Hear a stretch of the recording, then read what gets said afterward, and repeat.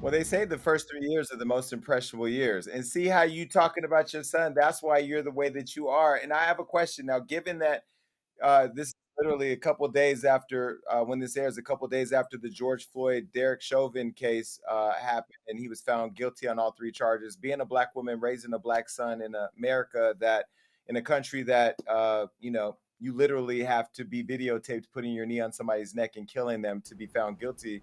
Do you ever get worried about, sending him out into the world when he does get a little older, knowing that we live in a place like where we live right now?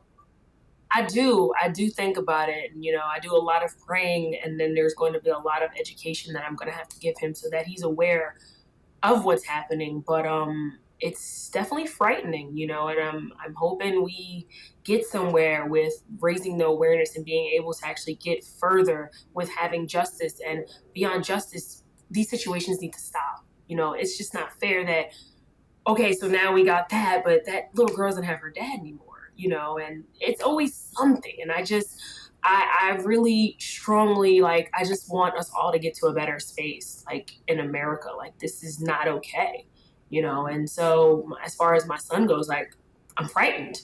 I'm shook. There's so much you can do, but so much you can do when your child walks out the door and they're having these encounters with these cops, and this is what they're doing. So it's just about educating him and keeping him aware for the most part. Yeah, it was literally celebrating the Derek Chauvin guilty, verdict, and then watching this young girl who was killed, and then we know that coming up, we have the trial, or I don't know, not the trial, the funeral of the young boy that was just killed in the same state where George Floyd was murdered. It's just really crazy, and I think that for me, like, when I think about having kids, I know that being that I wasn't in the home. I was in foster care and abandoned by my family and all that. I would be an overcritically protective parent where I would want to know where my kid is 24/7. And the reality is, when they get older, you can't be with them 24/7, and that to me would just be really scary. So I just know it takes a lot of courage nowadays to be able to raise a kid in a world like this. Yes, it's definitely a lot. It's definitely a lot. So philanthropy. I know we talked earlier about the work that you were doing for those that were abused. You also have Angela's Angels Foundation. Tell me about that and the work that you're doing there. Yes, so Angela's Angels is my baby.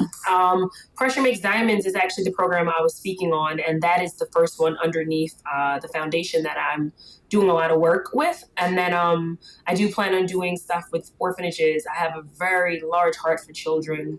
I love children, and just doing a lot of work with women as well. But yeah, like, it's always been in me since a little girl to help and to do and just to use my platform now that it's growing to be able to help others, inspire others, do whatever I possibly can. That's just what I've always been about. And so now it only made sense that I start this journey, and I'm very excited to be able to help.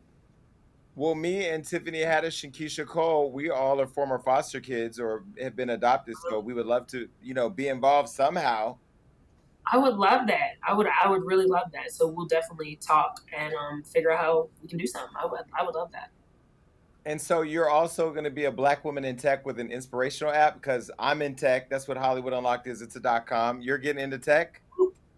Yeah, I mean, listen, I do a little bit of everything, but I'm putting all my focus right now on my Built Not Bought and my Simmons Beauty, and then obviously my philanthropy work, because my day to day right now is crazy. And I'm like a beast, reeling all in.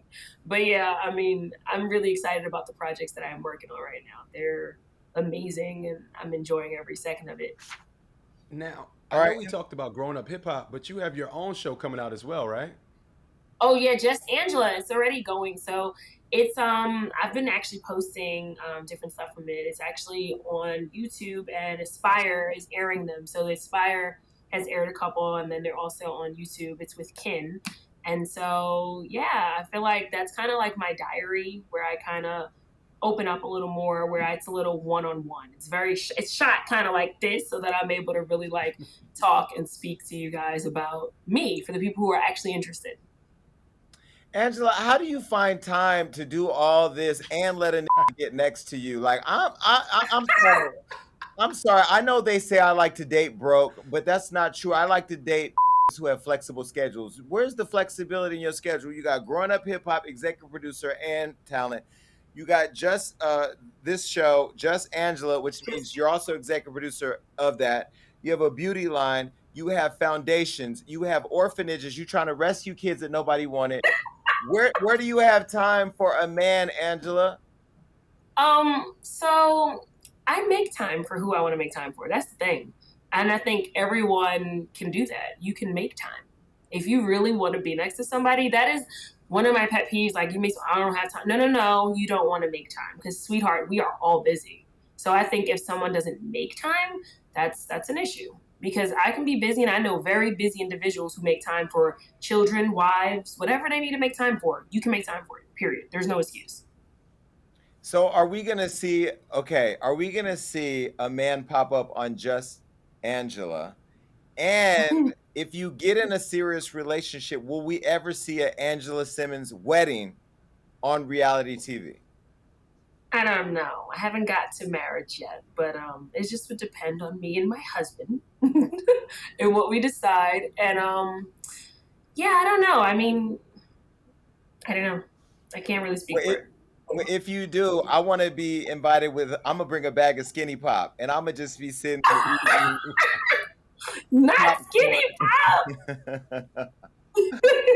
I want to be there. Okay, look, Angela, I love you so much. I appreciate you coming on the show. You're a Virgo, which means I like you. I don't with Geminis or Best time Capricorn. in the world. Okay, wait. I love Can you please tell your aunt? I think she's still your aunt, Kimora, that I love her. her. I've never met her. I don't know why I've never met her, but like, she's just I don't know. I just love her. She's amazing. I mean, I'm She's sure I could awesome. tell Larsa.